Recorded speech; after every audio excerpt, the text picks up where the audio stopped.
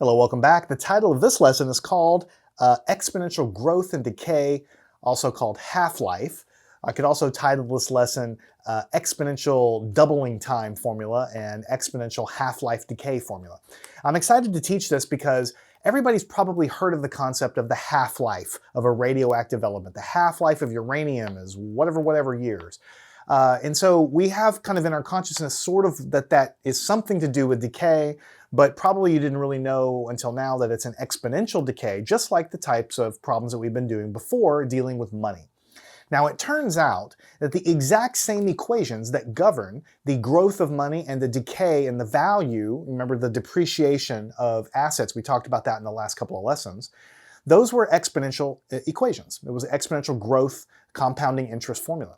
It turns out that the exact same equation governs other things in nature, notably, for instance, population growth of bacteria, for instance. When you put bacteria in a dish and let them grow, they are going to exponentially, the population is going to exponentially grow. It does not grow in a line. The population of bacteria or a virus or something grows exponentially, right? Also, populations in the world do not grow, like populations of people, they do not grow linearly, they grow exponentially. Also, the decay of elements into other elements does not decay in a line down, they decay in an exponential fashion down. So what I want to do is at the beginning of the lesson tell you and show you what these exponential growth and decay equations are in terms of population growth and also decay, radioactive decay. And then what we want to do, after I show you what the equations are, we're going to back up the truck a little bit and we're going to start from that compounding interest formula, which you already understand and know. And I'm going to show you how these half-life decay formulas and how this doubling time formula comes about from it. And then we're going to solve some problems that deal with population growth and radioactive decay. So it's all just in the back of your mind, just keep in mind that it's all exponential growth and decay. Okay. So I don't expect you to understand this yet. I am not going to go into great detail, but I want to show you what these equations are, and we're going to derive these equations so you'll know exactly where they do come from. So we have something called the doubling time exponential growth formula. And here's what it is. This equation is the exponential equation that governs the population growth of bacteria in a petri dish, or even population growth of people in a city or in a nation or something like that. And you can see that the number 2 is in here as the base of the exponent. That's why it's called the doubling time exponential growth formula.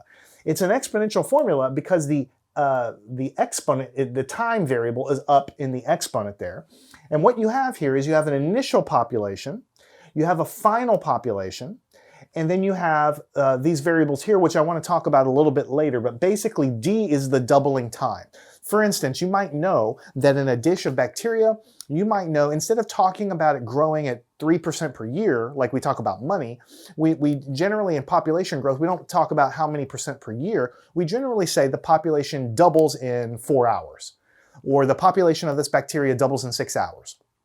Okay, so this D is what we call the population doubling time. So if we know that the bacteria is doubling every 6 hours, then D is going to be 6 for 6 hours. And then we can project in the future, however many hours we want in the future, what the population will be if we know the initial population, we know what the doubling time is, and we know how far in the future we want to look. Okay, now I'm going to show you that this equation comes directly from the exponential equations that we've already learned that comes from compounding interest. It's the same exact equation, it's just written in a different way here. But when we talk about population growth, we talk about doubling time, right? Same thing with half-life. Radioactive decay, you probably heard of, uranium decays in so many thousands of years or so many millions of years. The half-life is so many thousands of years or whatever it is. Notice that this equation and this equation are exactly the same equation. We have an initial population. In this case, for radioactive decay, we talk about the final amount of atoms and the initial amount of atoms, whereas in populations, we talk about the final population and the initial population, but the math is exactly the same. Instead of a doubling, we have a half, because this is not a growth of a population, it's the decay of the amount of atoms into some other atom. So what we have is a 1/2 here, and here instead of a D, we have an H. The H is not the doubling time because the uranium's not getting more and more, it's halving itself. It's going less. So if we know that the uranium, I'm just making this up, that half of it decays in 1,000 years, we would say that it has a 1,000-year half-life. So this would be the number that you put in here. 1,000 years would be the half-life. So if we know how much uranium we start with, and we know how long it takes for half of a sample to decay, and we know how far in the future we want to take a look, like how many thousands of years down the road, then this is an exponential equation that will tell us how many uranium atoms we have left, or how many grams of uranium we'll have left. So for the population growth up here, it's an exponential growth curve. And for the population decay here, it's an exponential decay. So growth and decay. It's exactly the same equation, really. It's just that in here we have a 1/2. That's what's making it go down, down, down every year. And here we have a number, which is a number 2, which is making it go up, up, up. So what I want to do is just keep these in the back of your mind. Keep in mind that they're exactly the same equation, just one makes it go up and one makes it go down. And now we want to talk about where do they come from. We could solve problems with these right now. You wouldn't know really where they come from. You certainly wouldn't know that they come directly from what you already know. So I want to back up the truck a little bit, cover these guys up, and let's start from what we know. And let's figure out that these equations for half-life and doubling time formula, exponential doubling time for populations come from exactly what we know.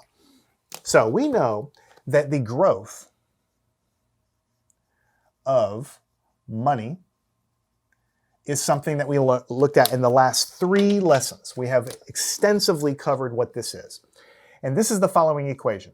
The amount of money I have in the future is equal to the principal times 1 plus some annual rate divided by the number of compounding periods raised to the power of nt. This equation should be familiar to you. If it's not familiar to you, it just means that you haven't looked at any of my lessons in exponential growth of money. So you need to go back to that part. All this stuff builds on each other. So this it governs how much money I have in the future when I start with a certain amount of money and I have a certain interest rate and I'm compounding so many times per year, n times per year. And it turns out that this exact same equation that governs how money grows in a bank account in terms of an interest rate when you get so many percent interest per year, this equation also governs population growth. This exact equation that governs how money grows in a bank also grows how many bacteria is going to be in a petri dish, because it's all exponential growth. It's all exponential growth. So in order to kind of make some progress here and connect the dots from here to the equations I just showed you over there, I'm going to ask you to just take a simple example with me. Let's take an example. Okay, let's say the population growth rate.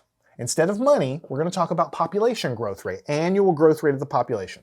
Let's say it's 1.4% per year.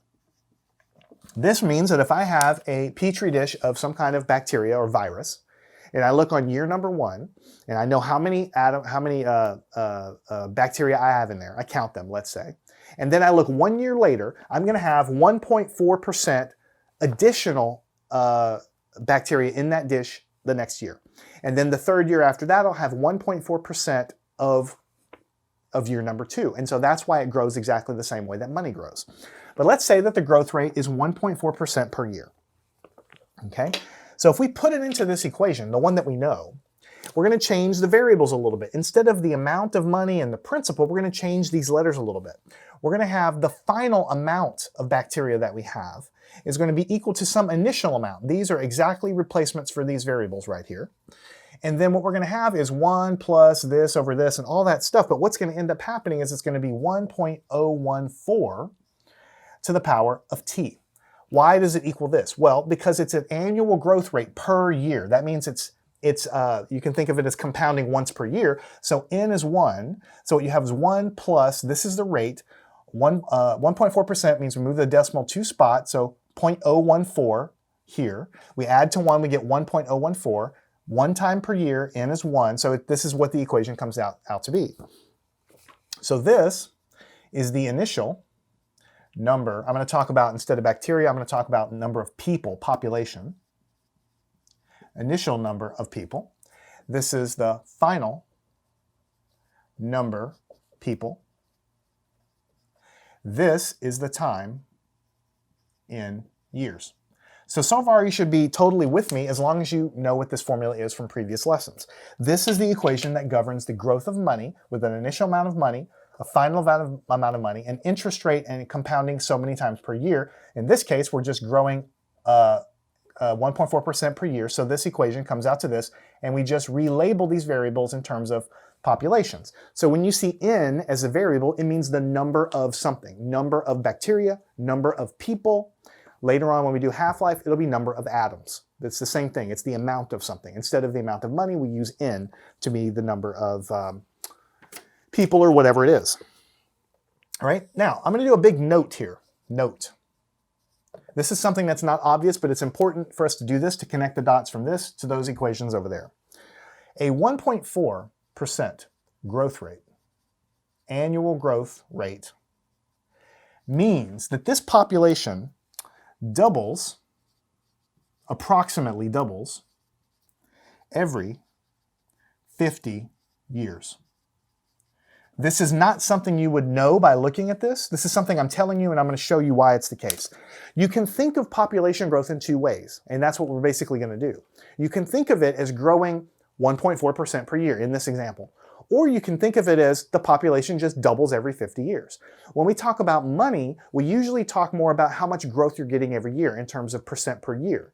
But when we talk about populations, either it's bacteria or people populations, or if it's the number of atoms, we don't talk usually about the number of percentage per year. We talk about the doubling time, or how long does it take for the population to double. It turns out that these are just two different ways of expressing the exact same thing, and now I need to connect those dots to show you that that's the case.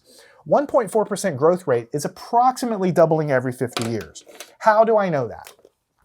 Because, I'm going to put right here, because of the following thing. If I put this into this formula right here, this is the growth rate formula for a population, right?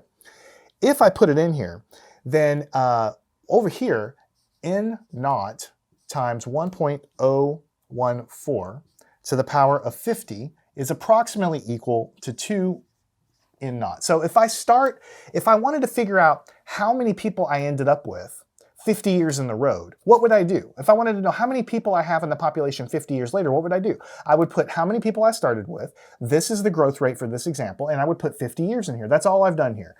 How many people I start with, what the growth rate is, to the power of 50. That's what I'm going to have 50 years from now. But what I'm telling you is if you put this exponent in your calculator, what you're going to find out that 1.014, go ahead and grab a calculator, to the power of 50 is approximately equal to 2.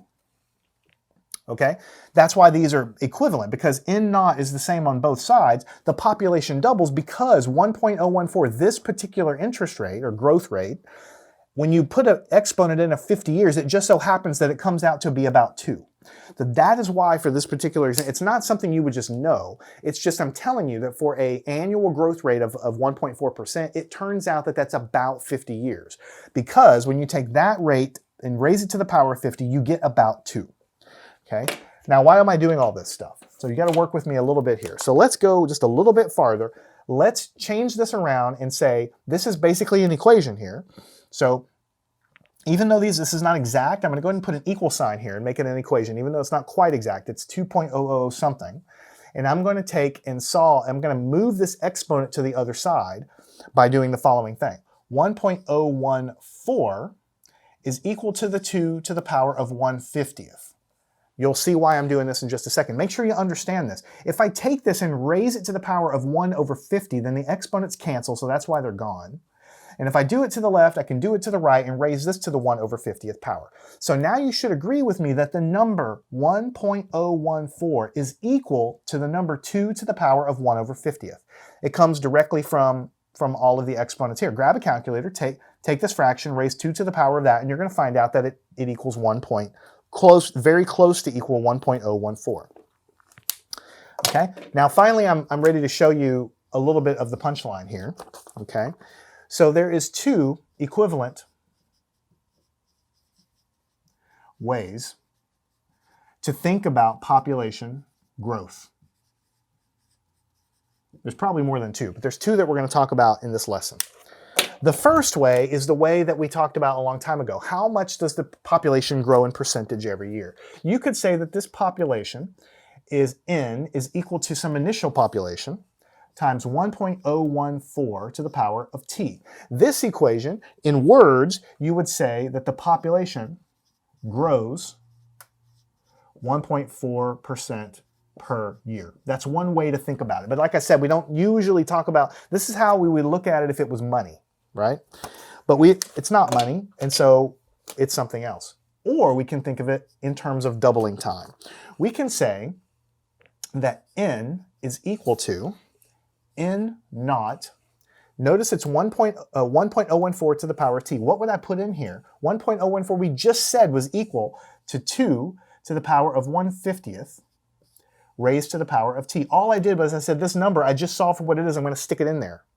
So this means that n is equal to n naught, and then multiplied by 2 to the power of, when I multiply the exponents because it's an exponent raised to an exponent, it's t to the power, t over 2, I'm sorry, 2 to the power of t over 50, right?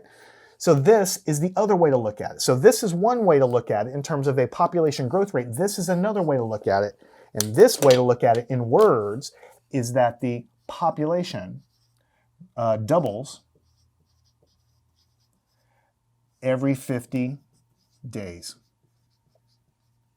I'm showing you by a concrete example with numbers that the equation that governs money, which is exactly where this comes from and has exactly the same form as a percent growth of money every year, you can think of a population growing X percent per year, or you can convert that into a doubling, what we call a doubling time formula. This is the formula that we're learning in this lesson. This is the equation that I showed you at the beginning. I said it was the doubling time exponential growth formula.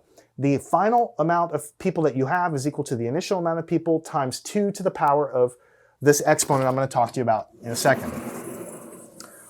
What this really means is that what you're really doing here is the exponent is basically telling you, the exponent here in the bottom, this is the doubling time. 50 years is when the population doubles. When I put a value of time in here, this whole exponent, when you put a value of time in there, is telling you how many doubling periods you have. And it's better to really show you with a chart. So let me go over here. We have a problem here that we're going to work in just a second, but I'm going to go ahead and use the bottom half of this board to continue my thought process over here. So we're going to have something like n is equal to n naught multiplied by 2 to the t over 50. This exponent is telling you how many doubling periods I have. Okay, let's say I look 50 years in the future. I'm going to put 50 in for t. 50 over 50 is 1. That's only one doubling period. So I'll take the population that I started with and multiply by 2, because then the exponent will be 1 doubling period. If I then instead looked 100 years in the future, then t would be 100. 100 divided by 50 is 2, which means I have 2 doubling periods. So I would multiply by 2 times for 2 doubling periods. So this exponent with the fraction gets very confusing for a lot of students. All it's doing is it's forcing you to tell me, or forcing me to tell you, how many doubling periods I have. Here, every doubling period is 50 years. When I put the time in and do the division, it's how many doubling periods am I actually calculating down the road. That's what I'm going to use for my exponent. So for instance, if I'm going to do a little chart, which I am, I would say this is the time in years. And then this is the population, okay? So at 0 years, let's go way on out like here. At 0 years, what's going to happen? I put 0 in for t, 2 to the 0 is 1, and then 1 times n naught, I'm going to have an initial population of n naught. That's what it means to start at 0, okay? But what if I look 50 years down the road, 50 years, okay? Then what's going to happen is it's going to be 50 over 50, which is 1. So the population then is going to be n naught times 2 to the first power. So I've doubled it. And that makes sense because we said the doubling time was 50 years. So in 50 years, I'm doubling my initial population. Now let's go down there and say we're looking 100 years down the road. So then it's going to be 100 over 50. That's 2. And so your population is going to be n naught times 2 squared, which means n naught times 2 and then again times 2. So it doubled again. Okay, and we can play this game again. We'll go down one more. 150 years, then it'll be n naught times 2 to the 3 power. Because 150 divided by 50 gives me 3. It's 3 doubling periods. So this is 1 doubling period, 2 doubling period, 3 doubling period. I hope you can see that this is an exponential formula exactly in the same way that this is an exponential formula. The exponent is up here in the The variable is up here in the exponent. Same thing here, the variable is up here in the exponent. It's just two different ways of saying exactly the same thing. If you want to talk about the population growing X% per year, you would use something like this. But if you want to talk about the population doubling every however many years, you would use something like this. It yields the exact same curve. The equations look a little bit different, but they yield exactly the same curve. So we can generalize this. Instead of talking about 1.4% per year and talking about 50-year doubling time, we can generalize it to what we call the doubling time exponential growth formula. We have an initial population, we have a final population, it's doubling every d years. This is the doubling time. Now I'm using years, but the doubling time might be given to you in hours. If the doubling time was 10 hours, then you would put a 10 here, but then the time that you put up here also should be expressed in hours. So when you do, like let's say the doubling time was 10 hours, but you were going to look 20 hours in the future, then how many doubling periods would you have? 20 divided by 10, you'd have 2 doubling periods. So this division in the exponent is just telling you how many doubling periods I have. And then of course, you do the multiplication here and double that many number of times, and that's how the growth is going to happen. So in population growth of bacteria or population growth of people or population growth of things like that, we don't usually talk about 5% per year growth. We say the doubling time of this colony is 15 hours. So then you would put 15 hours here. The 2 is there. You have an initial population. And then if you want to know how much you have down the road, you have to stick how many hours or how many days or whatever it is down the road that you're looking. And you're going to get that exact same exponential growth curve that you get when we talked about money. It's exactly the same thing. And I tried to show you that it's exactly the same thing by starting from the growth of money equation. This is what the population growth is in terms of percent per year coming from this equation. And then we just take an example. 1.4% is 50 years, showing you that when you put it in there, the percentage can be expressed in terms of a doubling time, essentially, a doubling with a base of 2 like this. And when you stick it back in there, you can get from this equation directly to this equation, which means they're the same thing. Which equation you use just depends on the problem that you have, okay? Now the next thing I want to talk about is half-life. Now we've discussed it a little bit already, and we'll solve our problems in just a second. Notice the half-life equation is exactly the same equation as this one. The only difference is you have a 1/2 here instead of a 2 here. And instead of T over D, we call it T over H. H means half-life. So if you know that a sample cuts in half it's the number of atoms or its population, if it cuts in half every 10 days, let's say, then H is equal to 10. And this is the same sort of thing. So if you have a 10-day half-life and you look 10 days in the future, that's 1 half-life period, then that means this is exponent is 1, and then you're just multiplying the population by 1/2, because after 1 half-life period, you should be at half the population, and so on and so forth. The exponent that you put here, this division is telling you how many half-life periods you're looking in the future, and then you're just multiplying by 1/2 that many times, okay? So I think it's pretty good idea to take a look at the half-life in a tiny bit more detail, just like we did a chart here for this. Let's say, let me actually give myself just a tiny bit more room. Let's close this off like this. Let's just say that, for an example, that half-life of some radioactive isotope or something like that is 1,600 years. That means that in 1,600 years, half of that sample, uranium or whatever it is going to transmute and turn into some other atom. It's going to decay. And on average, half of it will decay in 1,600 years. That's what that means, okay? So then if you were going to look at this in equation form, looking at the radioactive decay, what that would mean is that N is equal to N naught times 1/2 T over 1,600. That's what happens. You put the half-life into the H location, and then this is the equation that would govern, okay? What would this look like if we then took a look out over time, just like we did for this one? When we had 1 doubling period, we doubled the population. We had 2 doubling periods, 100 years out, we multiplied by essentially by 4 because we doubled it twice. How is it going to look here? So let's do the same kind of thing. So we'll do time in years, okay? And then we'll have amount of atoms left, Okay, and we'll go ahead and draw a line all the way across like this. All right, so what happens at time 0? This means no time has elapsed at all.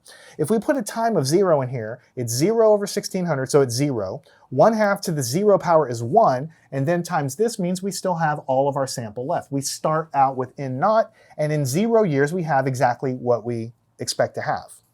Okay, now let's take this thing out. Since we have a half-life of 1600 years, let's see what happens after 1600 years elapse. If we put 1600 in the exponent and divide by this, we're going to get 1, which means 1/2 to the 1 power. So that means we're taking and multiplying n naught just times 1/2, which means we're going to cut the whatever we started with in half, which is exactly what a half-life is. We said half of it should be around after 1600 years, and that's exactly what we get from our equation. Now let's go out to 2 half-life periods, 3200 years. If we put 3200 years, divide by the 16, we're going to get 2. And then what we're going to get is the exponent will be 2, so it'll be n naught times 1/2 squared. So what that means is we'll take the initial, after 3200 years, we will have the initial amount of atoms times 1/2, but then times 1/2 again. So it cut itself in half 2 times. The first time it cut itself in half was after 1600 years, but then after another 16 years, it cut itself in half again. That means that it's really 1/4 of the initial population. 1/2 times 1/2 is 1/4. And that's what ends up happening here. And we'll go out one more time here. What about 4800? If I put 4800 here, you're going to get 3. And so it's going to be n naught times 1/2 cubed. So you take the initial population times 1/2 times 1/2 times 1/2. That's how much you're going to have after 3 half-life periods are left. So if you want to look at a concrete example, let's say that the initial amount of the stuff we had was 10 grams. That was n naught. Then after 1600 years, we cut this in half and we're going to have 5 grams. And then after 3200 years, if you take 10 times 1/2 times 1/2 again, you're going to get 2.5 grams. Notice you've halved it here, and then we halved it again here. And then over here, you're going to get 1.25 grams because we have it again here. So 1/2 times 1/2 times 1/2 times the initial gives us the 1.25 grams here. And then, of course, we could take this out and say, what about t years later? It's going to be exactly what the equation is here. It's going to be n naught times 1/2 t over 1600, whatever the time is. So here, the numbers I picked were nice multiples here, so I could calculate easy, but you can put any time you want into there, anywhere in between 1600 and 0. You can put any number you want, and it's going to predict exactly how much of the sample that you have. For exponential growth of money, the curve goes up like that. For exponential decay, it goes down like that. So I think at this point, we need to solve a couple of problems. Ultimately, this is the equation that you're going to use for half-life decay, and this is the equation you're going to use when the population growth is given to you in terms of doubling time. If you're ever given a problem where you're given that the population growth is however many % per year, then you're going to use the regular compounding growth formula that we have. All right, so let's go ahead and do our first problem. A bacteria population size, n naught, that's the size, the initial size of the population, it doubles every 12 hours. By how much does it grow in 2 days? It's kind of a vague problem because it doesn't tell you how much you started with or how much you're trying to end up with. It's just telling you that however much you start with doubles after this much time. So you're given not a percentage, you're given the doubling time. So you know you're going to have to use the doubling time formula. So the very first thing you want to do is write that equation down. The number of bacteria that we have in the future is going to be equal to the initial amount of bacteria that we have times 2 to the power of t over the doubling time. By now you should be reading this exponent to be telling you how many doubling periods do we have. That's what it's telling you, and that's the exponent we're going to use on the 2. Okay, so I have the very first thing you have to do is you have to realize that you're given days in the problem for one of the times, and the doubling time was given in a different unit called hours. You have to make sure that the times that you're using in these equations have the same units, always. So we're going to take 2 days and just say that's equal to 48 hours, so I have the same unit here. This is the doubling time equation here. And so now I have to start putting things in place. I'm trying to say that the number of bacteria in the future is going to be equal to whatever it is I start with, multiplied by 2, and then I'm looking how many hours down the road? 48 hours, and the doubling time is 12 hours. So what does this mean? It means the doubling time is 12 hours, but I'm actually looking 4 times that down the road. So what happens is this is 2 to the 4th power. This exponent, the only purpose of it is to tell me how many doubling periods I have. The problem tells me the population doubles every 12 hours.